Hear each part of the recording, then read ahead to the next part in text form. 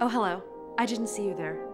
My name is Midori Marsh, and this is for Opera Canada. I love these. So I think my love of singing actually kind of grew out of, / was secondary to my love of performing, which I've had as long as I can remember. I would perform or sing for anyone, and I was so unself-conscious, and I was really unembarrassed to just perform for basically anyone who would pay attention to me. And I remember this real kind of like touchstone moment in my life. I was given a solo in a choir piece in elementary school. I was probably 8, and the song was about old Broadway, and it was like Take Me Back to Old Broadway, or like Raise Your Hat to Old Broadway, or something like that. In my estimation, it was kind of like a long, juicy solo, but I did have to split it with this other girl, which was fine. You know, I was not a diva, but that girl called in sick, and she couldn't come. And the choir director was like, oh my God, like, does anyone else know the solo? Midori, do you know it? And I was like, I know it. Outside of that, I think my love of singing really grew from that love of performing. I kind of think I would have done anything to be on the stage and to connect with an audience, but I love how much you can do with the voice, especially in classical singing, which is the kind of singing I know most about. I love how many tools I've been able to put in my toolbox and how much power you can give your own voice with classical singing. What was it like to sing with an orchestra for the first time?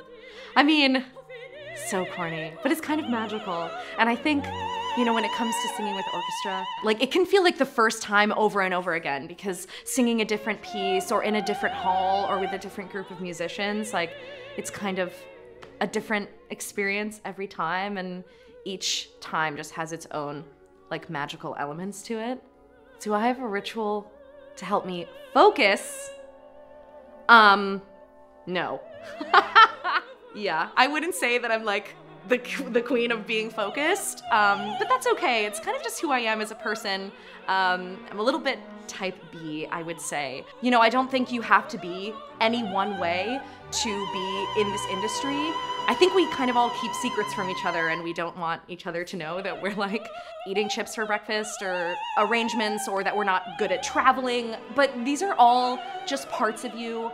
The parts of you that make you who you are and that make you a human person are the parts of you that will help you make good art and help you connect with audiences who also eat chips for breakfast sometimes and do things that aren't music related. You know, swim and go out to eat and hang out with people who know nothing about what you do beyond being really excited when you tell them that you get to do something and they're pumped for you. If they don't know their Mozart from their Mendelssohn, hang out with them. What's my favorite thing about being on stage in front of an audience? I love everything leading up to it. I love late rehearsals. I love complaining about late rehearsals. I love wearing giant costumes. I love wigs. You know, I love gabbing with the hair and makeup team. I love getting my name called over the intercom. I love signing my initials on the little sign-in sheet. So yeah, and then once you get on stage, you know, it's even better. And what I will say is that nothing can totally prepare you for what it will feel like to have actual people sitting in front of you and listening to you. Obviously, the most important thing is to know your music and your staging cold so that you don't get ruffled. Performing in front of an audience is like getting to have a conversation with 1,000 people all at once. So obviously, it rustles my jimmies. I love it.